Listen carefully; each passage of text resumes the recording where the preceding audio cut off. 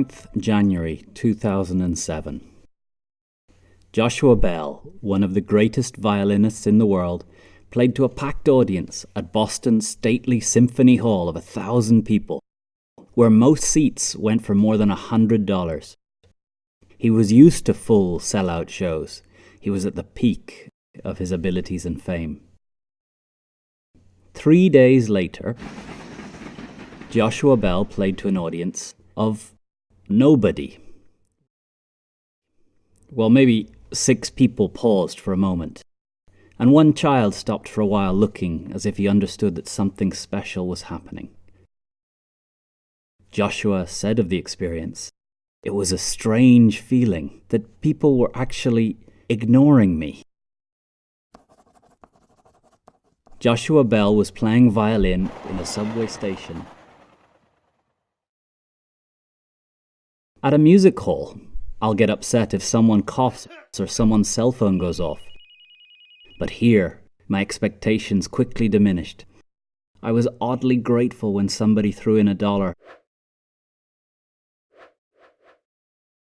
What changed? Same music, on the same violin, played with the same passion, and by the same man. Why did people listen and then not listen? Aristotle would be able to explain.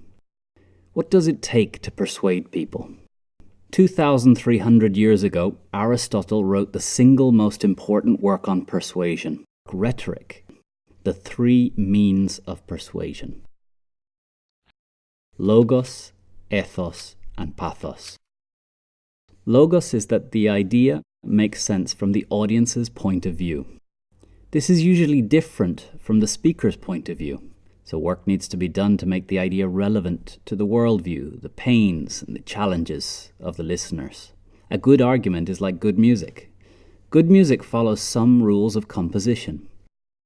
Good arguments follow some rules of logic. It makes sense to the audience. Ethos is reputation. What are you known for? Credibility. Do you look and act professional? Trustworthy? Are your motives clear? Do you show the listener that you care about them as much as yourself? Authority is confidence plus a concise message and clear, strong voice. Pathos is the emotional connection.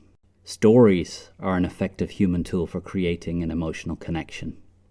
There are moments where an audience is not ready to hear the message. A speaker must create the right emotional environment for their message.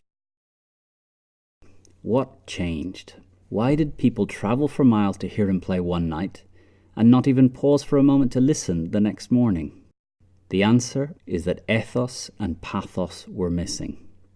Ethos. The fact that the great concert hall hosts Joshua's concert transfers its trust to Joshua.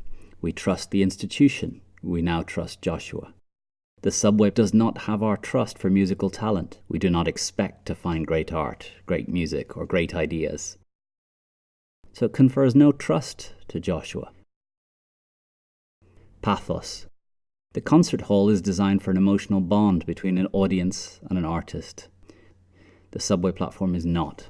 The hustle and movement and stress is just not conducive to the emotional connection needed between performer and listener.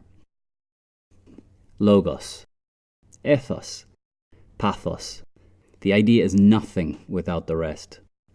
This is what Joshua Bell learnt on that cold January day in 2007. If you have a great idea, how do you build credibility and emotional connection?